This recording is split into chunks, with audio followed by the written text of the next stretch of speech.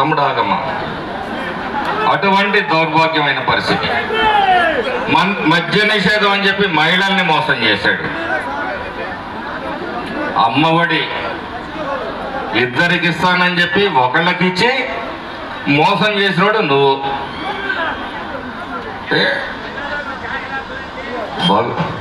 బాబు surety మోసం గ్యారెంటీయా? ఎవరిదిరా మోసం? ఎవడరా మోసం చేసింది రాష్ట్ర ప్రజల్ని? పిచ్చి పిచ్చి కోతలు కూస్తే వింటూ ఎల్లకాలం ఉంటామని అనుకోవాకండి. మీకాడ మగతనం దమ్ము ధైర్యం ఉంటే రండి, ఒక చర్చా వేదిక మీద కూర్చొని మాట్లాడదాం.